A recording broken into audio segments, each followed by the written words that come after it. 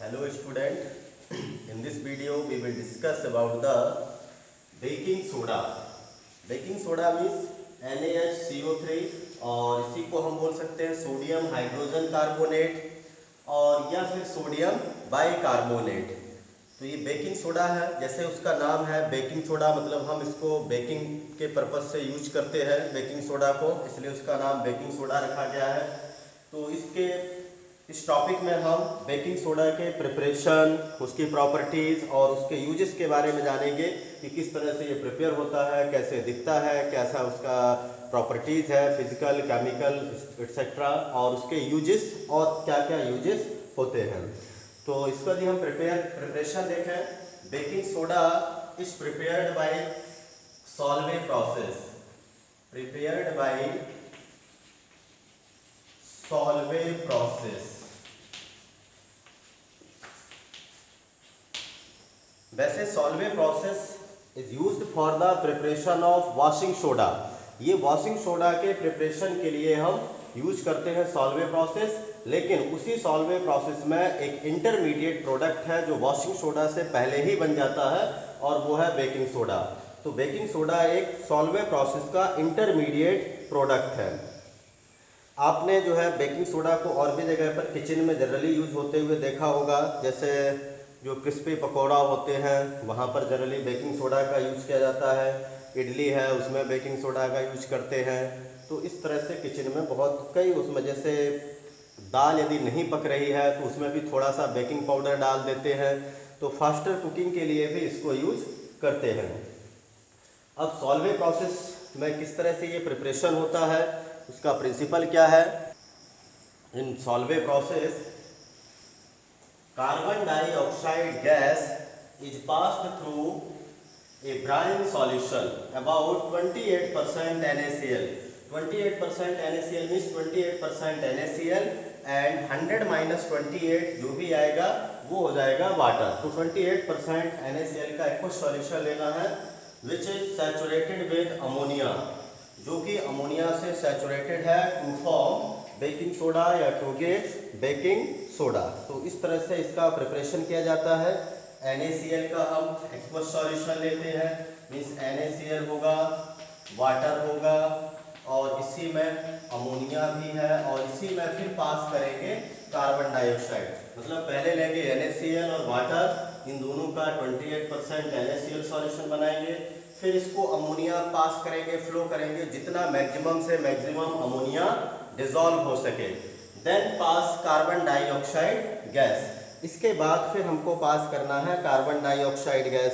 तो इससे फॉर्मेशन होगा, एक तो बन जाएगा ये NH3 बना लेगा अमोनियम क्लोराइड और सोडियम बना लेगा NaHCO3, सोडियम हाइड्रोजन कार्बोनेट। और जो सोडियम हाइड्रोजन कार्बोनेट होगा ये प्रेसिपिटेट के फॉर्म में होगा, मीन्स ये डिसॉल्व नहीं होता है वहाँ पर। इसको हम फिल्टर कर लेंगे, सुखा लेंगे, तो ये वाइट PPT के रूप में यहाँ पर डिपॉजिट हो जाएगा सोडियम हाइड्रोजन कार्बोनेट, जबकि ammonium chloride as a solution ये सॉल्यूशन में ही रहेगा इन एक्वस फॉर्म। तो सोडियम हाइड्रोजन कार्बोनेट या सोडियम बाइकार्बोनेट एक वाइट PPT के रूप में हमको मिल जाएगा। Then it is filtered and dried. इसको फिल्टर कर लेंगे और ड्राई भी कर लेंगे। और यदि हम इसी को यदि हीट कर देते हैं तो फिर ये वॉशिंग सोडा का फॉर्मेशन भी कर देगा। इसी से फॉर्मेशन हो जाता है, पहले मतलब बाइकार्बोनेट बनता है, फिर इसी से वॉशिंग सोडा। आगे है इसके प्रॉपर्टीज़। तो प्रॉपर्टीज़ है इसके सोडियम बाइकार्बोनेट के, ये बेकिंग सोडा के। बेकिंग सोडा तो यदि आप देखें तो जनरली आपने अभी देखा होगा सभी ने, किचन में जनरली जब यूज होता है तो वाइट कलर का क्रिस्टल के फॉर्म में पाया जाता है, छोटे छोटे सॉल्ट के जैसे इसके भी पार्टिकल्स होते हैं। और तो ये वाइट क्रिस्टलाइन सॉलिड, तो वाइट क्रिस्टलाइन सॉलिड हो गया क्योंकि क्रिस्टल के फॉर्म में पाया जाता है और वाइट कलर का होता है। यदि हम इसको वाटर में यदि सॉल्युबिलिटी देखें तो ये स्पैरेजिली या लिटिल सॉल्युबल इन वाटर, बहुत ही मतलब ये वाटर में देखा जाए तो स्पैरेजिली सॉल्युबल है, मतलब बहुत ज़्यादा सॉल्युबल नहीं होता है। और इसी तरह से ऑन हीटिंग इट डिकम्पोजेस, यदि हम इसको हीट करते हैं about 373 kelvin, then it decomposes to form sodium carbonate, water and CO2। हमें यहाँ पर 2 मॉलिक्यूल्स लेना होगा सोडियम हाइड्रोजन कार्बोनेट के, हम इसको हीट करेंगे तब ये बनेगा sodium carbonate plus H2O plus CO2। और सोडियम कार्बोनेट मतलब एक वॉशिंग सोडा की प्रॉपर्टी रखता है, Na2CO3 ये वॉशिंग सोडा, इसका मतलब आगे जब हाइड्रेटेड फॉर्म में होता है तब ये वॉशिंग सोडा बनता है। तो ये रिएक्शन रिवर्सिबल भी होती है, मतलब यदि हमारे पास सोडियम कार्बोनेट है, हम उसमें उसके एक्वस सॉल्यूशन में कार्बन डाइऑक्साइड गैस को पास करें, then it reversibly form sodium hydrogen carbonate. इससे भी इसको बना सकते हैं, लेकिन वही है कि ये रिएक्शन इधर भी चलती है इधर भी चलती है, इसलिए this method is not very suitable for the preparation of sodium hydrogen carbonate. इसके प्रिपरेशन के लिए ज़्यादा सुटेबल नहीं है, क्योंकि ये फर्दर उधर भी जा सकता है इधर भी आ सकता है, तो इसमें लार्ज अमाउंट में हमें प्रोडक्ट नहीं ऑब्टेन कर पाएंगे। हाँ, नेक्स्ट प्रॉपर्टी है इसका, देखिए it's aqueous solution is alkaline in nature. यदि हम इसको वाटर में डिजॉल्व करते हैं, घोलते हैं, तो इसका जो है सॉल्यूशन एल्कलाइन नेचर का होगा। एल्कलाइन मीन्स है बेसिक नेचर का, whose pH value is greater than 7, जिसके pH वैल्यू ग्रेटर देन 7 है। अब क्यों मतलब ये एल्कलाइन हो जाता है, तो NaHCO3 को जब हम वाटर में डिजॉल्व करते हैं, देन मतलब सोडियम हाइड्रोजन कार्बोनेट में dissolve in water, it form sodium hydroxide plus carbon dioxide plus NaOH plus CO2 plus, और इसमें से फिर से एक वाटर मॉलिक्यूल और भी रिलीज होता है। तो due to the formation of sodium hydroxide strong base, sodium hydroxide एक स्ट्रॉन्ग बेस है, इसी कारण से इसका एक्वस सॉल्यूशन एल्कलाइन नेचर का होता है। तो कभी कभी ये क्वेश्चन भी आ सकता है कि वाई द मतलब ये aqueous solution of sodium hydrogen carbonate is alkaline in nature, तो उसमें ये लिखना है कि due to the formation of sodium hydroxide which is a strong base, जो कि एक स्ट्रॉन्ग बेस होता है, बेसिक नेचर का होता है। तो ये जनरल प्रॉपर्टीज थी सोडियम हाइड्रोजन कार्बोनेट की। हम इसके यदि पीएच को चेक करना चाहें तो पीएच को भी चेक कर सकते हैं पीएच पेपर की हेल्प से, और ये देखा जाए तो एक तरह से ये नॉन कोरोसिव बेस है, मतलब इसका एक्वस सॉल्यूशन हमें ज़्यादा इसके स्किन से कोई प्रॉब्लम नहीं होती है। तो इसमें एक प्रॉपर्टी और हो जाएगी, जैसे ये non corrosive on skin, skin पर ये नॉन कोरोसिव है, मीन्स इसको यदि आपने टच भी किया आपकी स्किन पर भी गिर गया तो भी इससे कोई नुकसान नहीं होगा, इससे किसी भी प्रकार के जो है हमको प्रॉब्लम स्किन का प्रॉब्लम नहीं होता है। तो ये जनरल प्रॉपर्टीज़ है। आगे है यूजेस ऑफ बेकिंग सोडा, हम किस किस फील्ड में किस किस उस पर्पज़ से बेकिंग सोडा को यूज करते हैं इसके बारे में। फर्स्ट यूजेस में देखिए, फर्स्ट यूज इसका ये है, जैसे हमने बताया कि इसका जनरली हम किचन के पर्पज़ से यूज करते हैं, तो कैसे करते हैं इसको इसके बारे में है। तो सोडियम हाइड्रोजन कार्बोनेट या baking soda used for making baking powder, इसका यूज हम बेकिंग पाउडर बनाने में करते हैं।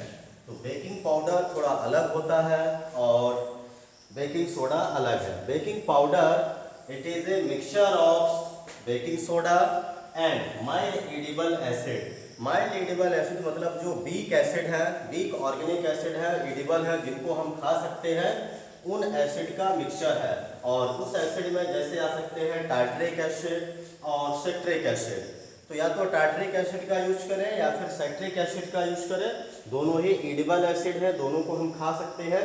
इसको जब हम बेकिंग सोडा के साथ मिलाएंगे तब ये बनेगा बेकिंग पाउडर। अब यदि हम बेकिंग पाउडर यदि ना बनाएं, डायरेक्ट यदि बेकिंग सोडा को डालेंगे तब भी वही काम करेगा, दोनों का वर्क सेम है। ये भी मतलब क्यों हम मिलाते हैं, क्योंकि जब हम बेकिंग सोडा है और ये कोई एसिड है, एसिड मतलब represented by H positive ion, tartaric acid हो या सिट्रिक एसिड हो, इसको जब हीट करते हैं, मतलब बेकिंग पाउडर को जब हम हीट करते हैं तो it produce carbon dioxide gas, liberate water molecule and form sodium salt of acid. Sodium salt of acid में सोडियम टार्ट्रेट भी हो सकते हैं या सोडियम सिट्रेट भी हो सकते हैं। कोई भी एसिड का जो है सोडियम के साथ में मिक्स करेगा तो ये साल्ट का फॉर्मेशन कर लेगा। तो यहाँ पर CO2 गैस लिबरेट होता है। अब CO2 गैस का क्या यूज है, क्या काम करता है? जो कार्बन डाइऑक्साइड गैस प्रोड्यूस्ड होती है इन this reaction causes bread and cake soft and spongy. आपने देखा होगा ब्रेड या जो केक होते हैं बहुत ही सॉफ्ट और स्पंजी होते हैं, हम उनको आसानी से जो है कंप्रेस कर सकते हैं। तो ये प्रॉपर्टी डफ बनाने की जो प्रॉपर्टी है उसको मतलब डफ बोला जाता है, जो कंप्रेस हो सकता है। डफ, स्पंजी और सॉफ्ट जो होता है due to this CO2 produced in this reaction. इस रिएक्शन में जो कार्बन डाइऑक्साइड प्रोड्यूस है इसकी वजह से ऐसा हुआ है। अब ये है कि यदि हम ये एसिड का यूज ना करें, डायरेक्ट सोडियम हाइड्रोजन कार्बोनेट को यदि हीट करेंगे तब भी कार्बन डाइऑक्साइड गैस प्रोड्यूस होगी। मीन्स बेकिंग सोडा का भी डायरेक्ट यूज करने से कार्बन डाइऑक्साइड गैस प्रोड्यूस होगा और वो भी ब्रेड और केक को सॉफ्ट और स्पंजी बना देगा।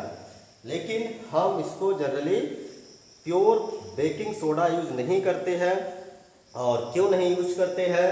Because if tartaric acid or citric acid is not present in baking soda या baking powder, then the taste of bread है, केक है, it will bitter।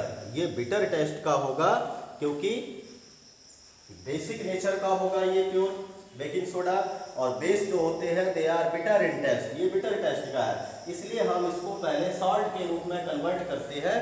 तो यदि हम बेकिंग पाउडर यदि यूज़ करते हैं तो हमें कड़वा नहीं लगेगा, जो भी हम फूड आइटम्स में इसका यूज़ करते हैं। और यदि हमने बेकिंग सोडा का यदि डायरेक्ट यूज़ किया तो उससे उस खाने का टेस्ट बिटर भी हो सकता है, मतलब वो कड़वा भी लग सकता है। इसलिए हम यहाँ पर इसको एडिबल एसिड इसमें मिक्स करते हैं और इसको सोडियम सॉल्ट ऑफ एसिड में कन्वर्ट करते हैं। तो यहाँ पर आपको ये समझ में आया होगा कि ब्रेड जो है फ्लपी, स्पंजी या डफ कैसे होता है, क्योंकि CO2 प्रोड्यूस होती है जब हम बेकिंग पाउडर को हीट करते हैं, उसी की वजह से ये उसको डफ या फ्लपी बना देता है। आगे इसके दूसरे यूजेस हैं, तो इसका हम देखिए सेकंड यूज किस तरह से कर सकते हैं। It is used as an antacid being alkaline in nature.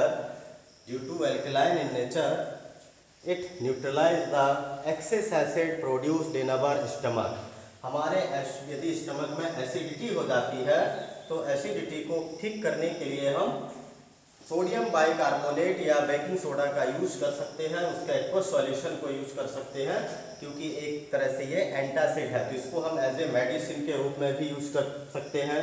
Antacid मतलब the chemical substances use to remove acidity, जो एसिडिटी को रिड्यूस करते हैं या खत्म कर देते हैं, दे आर कॉल्ड एंटासिड। तो एज ए मेडिसिन भी इसका यूज किया जा सकता है। इसी तरह से it is also a mild antiseptic. Antiseptic मतलब विच यूज्ड ऑन स्किन, जो हम सिर्फ स्किन के ऊपर से यूज कर सकते हैं, इसको सॉल्व नहीं करते हैं जनरली, वे एंटीसेप्टिक। लेकिन ये ऐसा है कि एंटासिड भी है और एंटीसेप्टिक है, तो इसको हम स्किन पर भी लगा सकते हैं to cure skin infection. Skin infection यदि है तो वहाँ पर आप माइल्ड एंटीसेप्टिक का यूज कर सकते हैं। और कभी मान लीजिए ये जो हनी होता है, हनी भी होते हैं, हनी भी यदि मान लीजिए कट कर देता है, हमको काट देता है और वहाँ पर जो है स्वेलिंग हो जाती है, हल्का हल्का रेडनेस आ जाता है, उसको भी ठीक करने के लिए हम इसका यूज कर सकते हैं। इसके सॉल्यूशन को वहाँ पर लगा सकते हैं, क्योंकि वो हमारे अंदर बॉडी के अंदर फॉर्मिक एसिड को इंजेक्ट कर देते हैं और उस एसिड को न्यूट्रलाइज करने के लिए ये एंटीसेप्टिक अच्छा है। सोडियम हाइड्रोजन कार्बोनेट स्किन के लिए हार्मफुल भी नहीं है, तो हम इसको यहाँ पर यूज कर सकते हैं।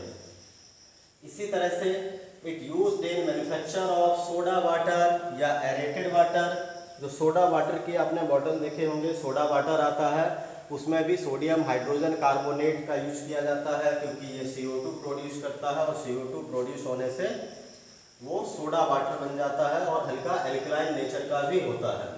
तो सोडा वाटर बनाने में भी सोडियम हाइड्रोजन कार्बोनेट का यूज करते हैं। फिफ्थ है used in soda acid fire extinguisher. इसका यूज फायर एक्सटिंग्विशर, आग बुझाने में भी काम करते हैं। अब कैसे आग बुझती है, कैसे ये वर्क करता है, इसको भी समझना पड़ेगा। क्या रिएक्शन होती है कि सोडा एसिड फायर एक्सटिंग्विशर कहलाता है ये। तो सोडा है, सोडा मतलब है ये बेकिंग सोडा, तो इसके लिए हम लेंगे NaHCO3 एसिड के रूप में, जैसे H2SO4 का जनरली यूज किया जाता है, स्ट्रॉन्ग एसिड है। जब ये एसिड के साथ मिक्स होगा then it form sodium sulphate. एक तो ये साल्ट बना लेगा सोडियम सल्फेट, 2 मॉलिक्यूल लेना पड़ेगा Na2SO4, और इसी तरह से यहाँ पर 2CO2 plus 2H2O, carbon dioxide and water, ये भी साथ में लिबरेट करेंगे सोडियम सल्फेट बनाने के साथ। तो this CO2 gas is help in fire extinguishing. Carbon dioxide gas ही हमको क्या करता है, आग बुझाने में हेल्प करती है।